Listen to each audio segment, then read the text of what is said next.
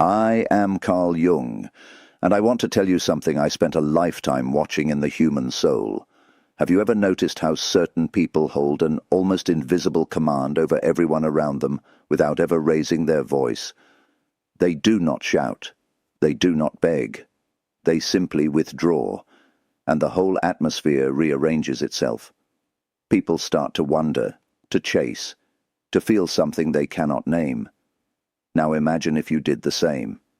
If you stopped answering every provocation the instant it arrived. If you chose stillness over the automatic reply, retreat over explosion. What do you think would happen? This is exactly where I want to begin.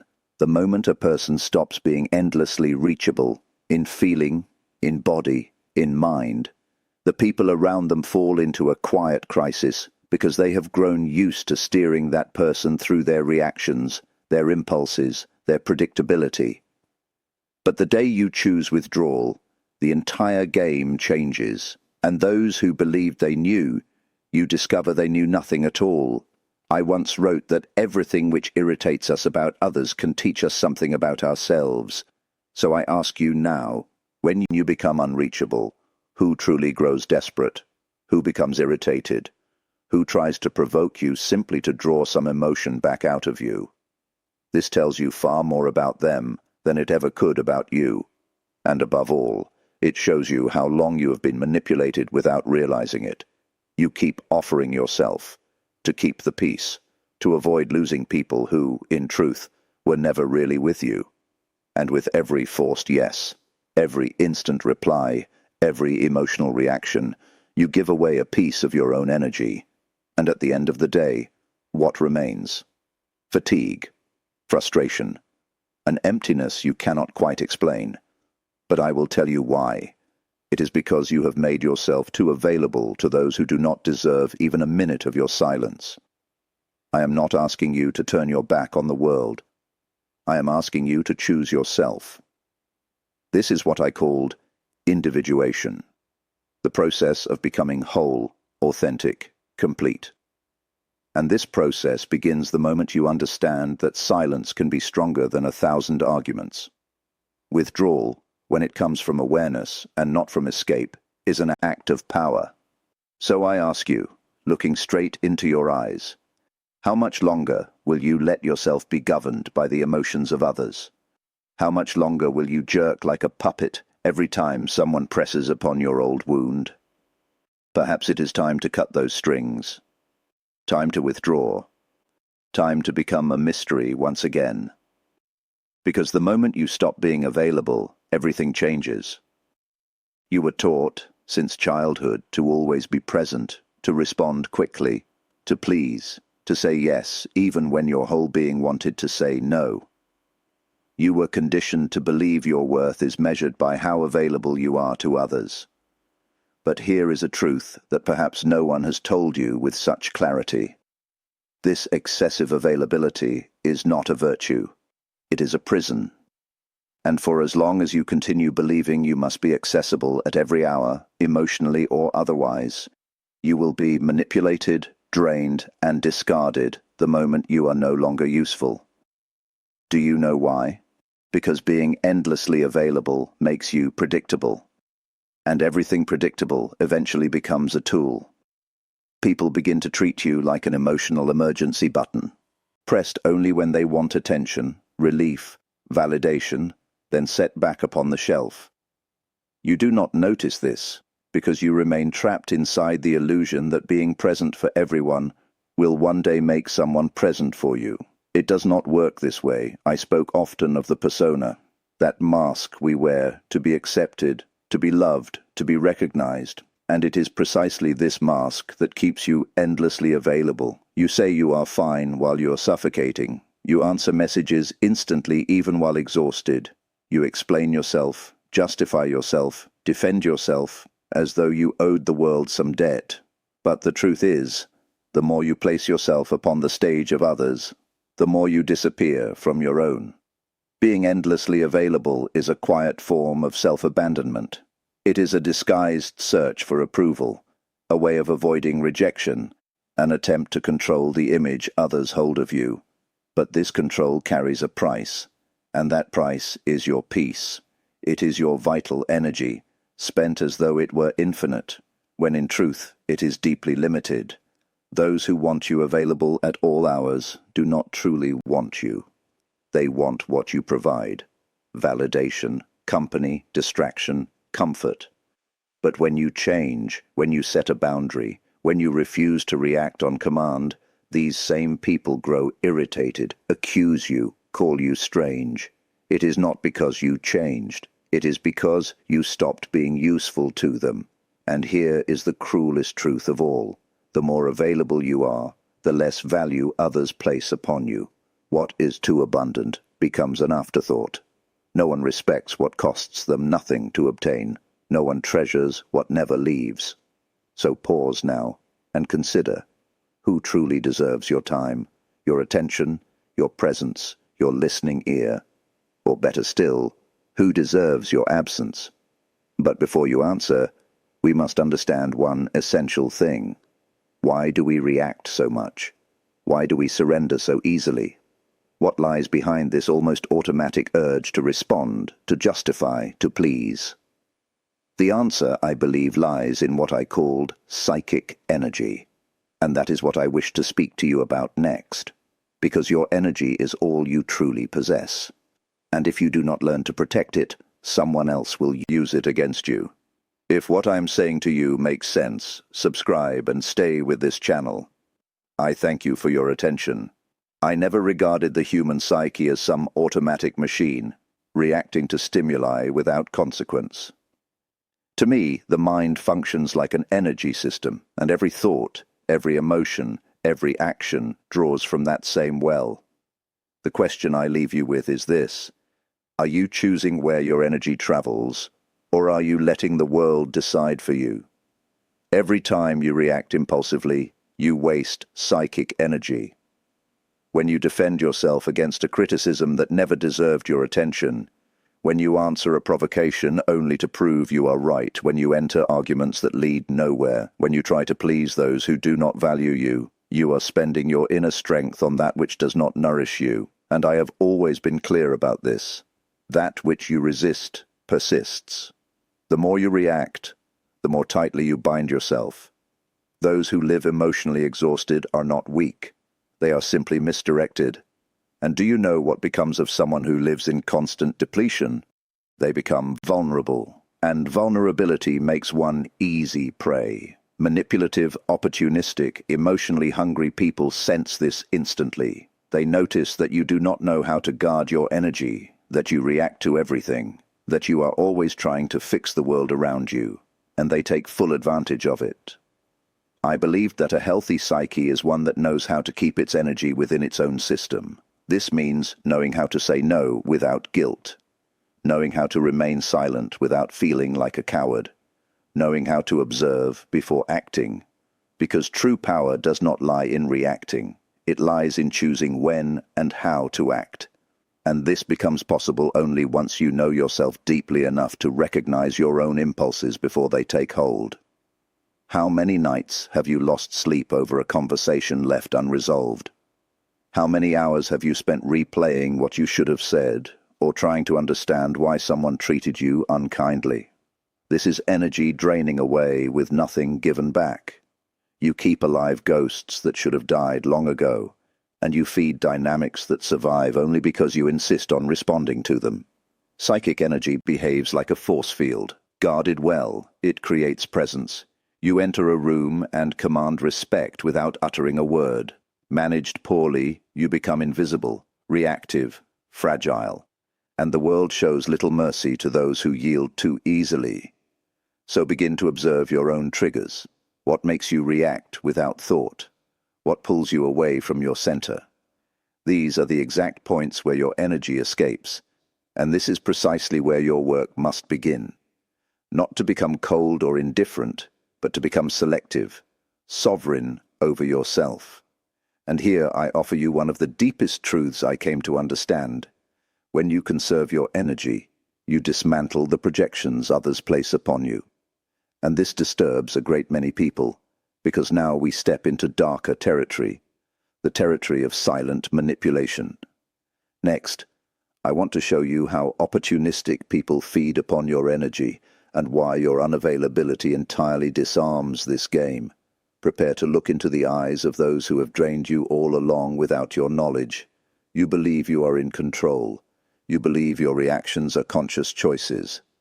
But the truth runs deeper than that. Most of your emotional responses are conditioned, programmed, and those who understand this manipulate you with remarkable ease. Opportunistic people need not raise their voice, threaten, or force a confrontation. They need only press the buttons you have left exposed, and you react. Every time.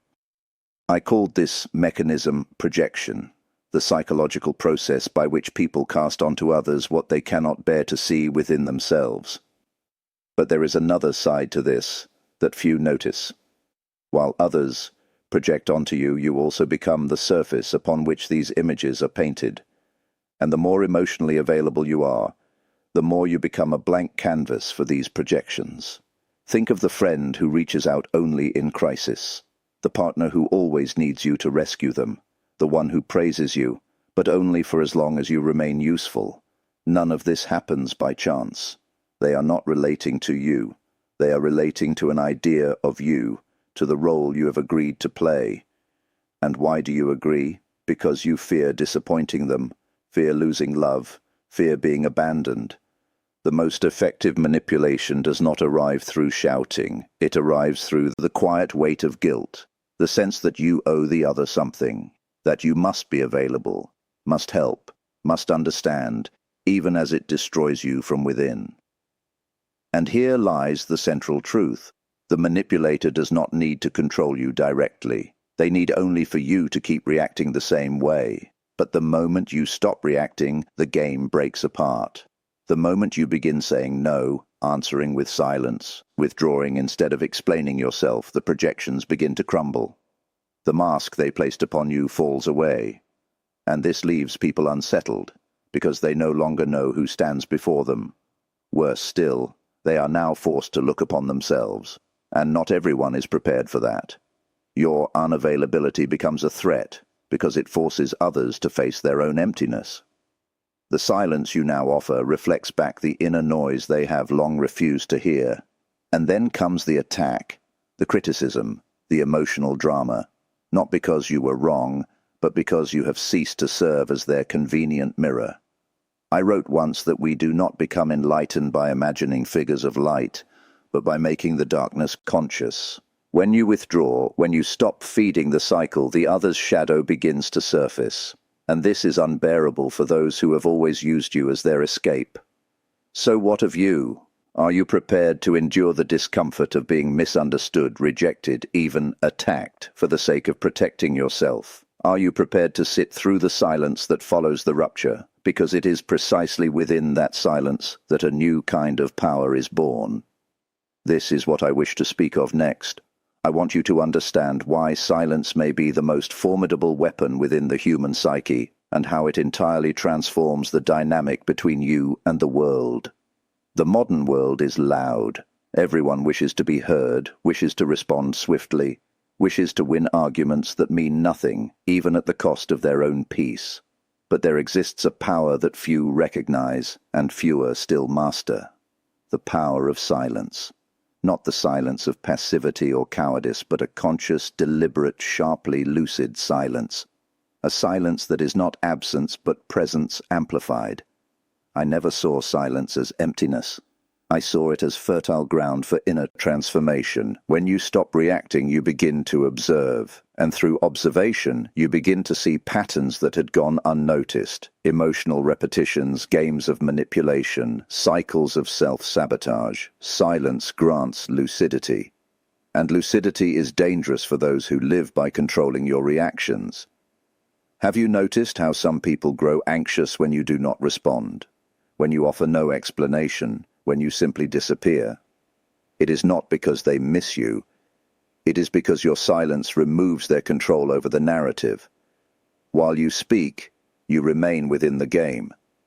But when you fall silent, you rewrite the rules entirely.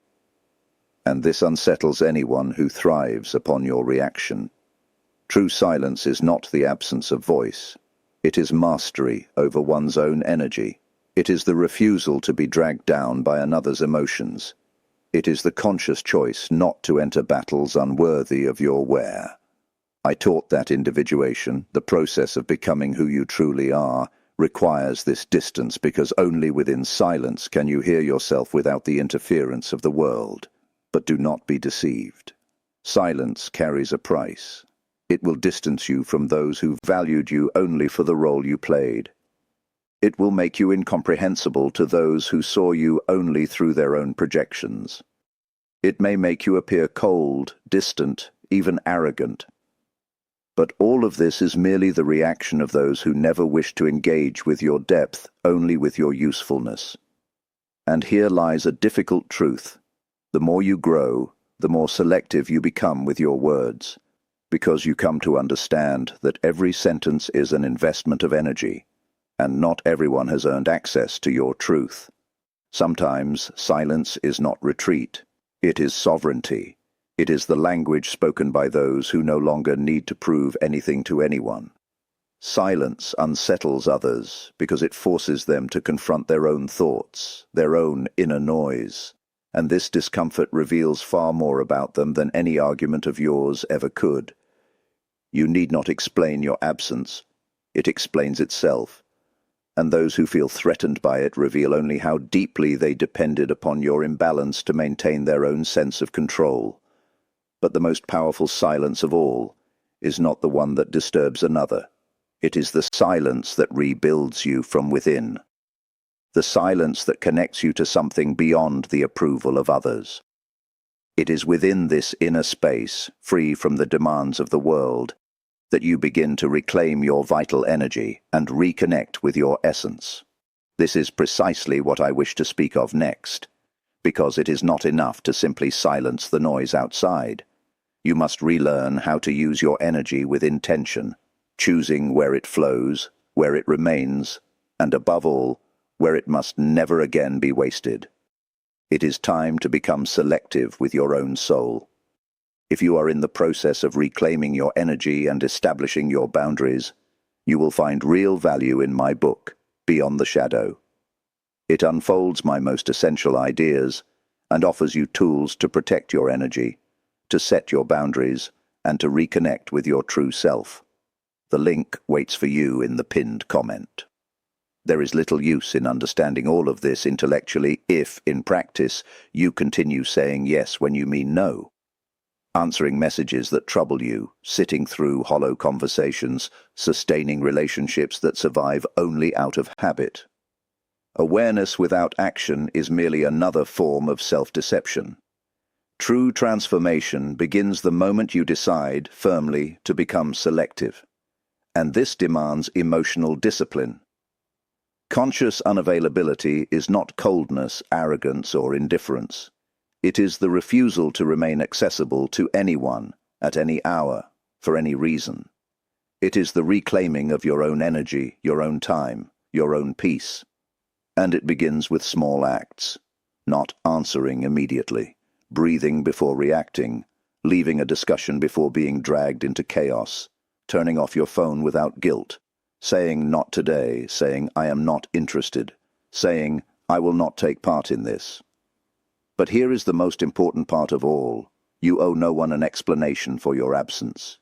You owe no one an account of your silence. You owe nothing to anyone but yourself.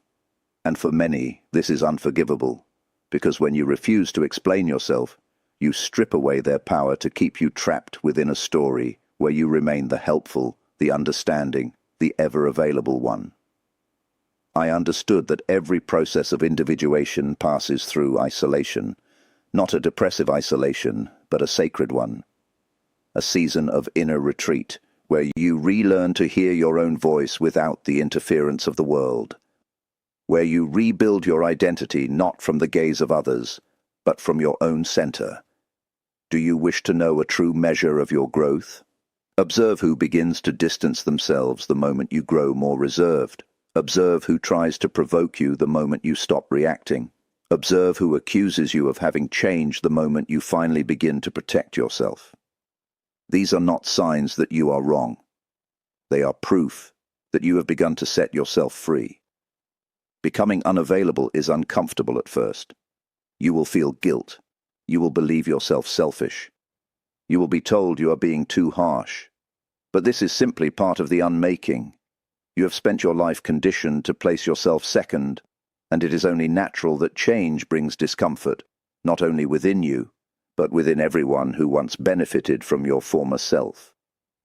Conscious unavailability is the foundation of self-determination. When you say no to the world, you say yes to yourself. When you withdraw from a toxic environment, you affirm that your peace is worth more than any false connection. And when you stop explaining yourself, you begin to be respected, even if only by a few. But not everyone is prepared for this version of you, because your emotional distance will expose wounds they do not wish to face. It will reveal how deeply they relied upon your emotional chaos to feel a sense of control. And it is at this moment that the rupture arrives. And with the rupture comes pain, loneliness, estrangement, the sense that you are losing something when in truth, you are only setting yourself free. But what follows this? What arrives after the distancing? What is born from the silence? In this final part, I wish to speak of the rebirth that comes only when you find the courage to be misunderstood, to stand alone, and to become whole entirely on your own terms. It is time to understand why the solitude of the strong is the true path to freedom. The moment you stop making yourself available to everyone, something profound begins to stir. First comes silence, an uneasy silence that seems to cry out within you. You wonder if you have done the right thing, if you are being too severe, if you are losing those who once cared for you. But gradually this silence begins to transform. It begins to cleanse, to calm, to heal. And then comes solitude. But not the solitude of absence. It is the solitude of total presence, your own presence. The solitude of the strong. The solitude of one who no longer betrays themselves to keep others near. And in the space once filled with confusion, clarity now enters. Where anxiety once lived, peace now settles. Where neediness once dwelled, a new kind of strength takes root, the strength of being whole within yourself. I taught that the process of individuation, becoming who you truly are, requires you to distance yourself from the collective, to shed the mask, to walk alone for a time. And this is exactly what you do the moment you choose to become unavailable. You are not fleeing the world. You are returning to yourself. It is here that you cease to be one who merely reacts and become one who creates. You stop being shaped by circumstance and begin shaping your own reality from within.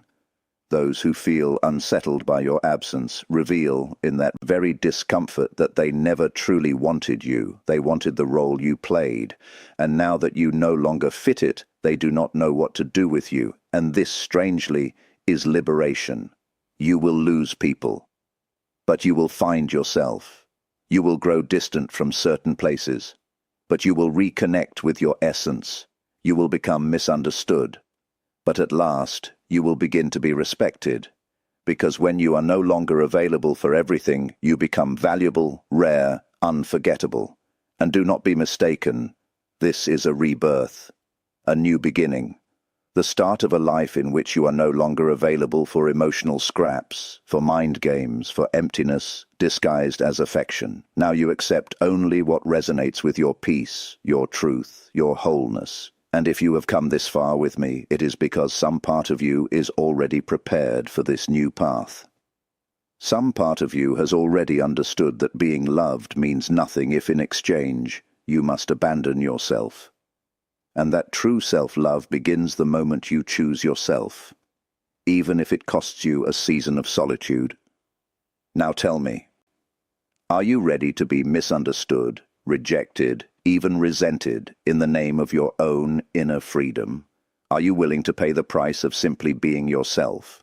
If these words have reached you, if they have made sense to you, write in the comments, "I choose my peace." Let us see how many of you are ready for this transition. And do not forget, the next video awaits you. It matters far more than you imagine. I will see you there.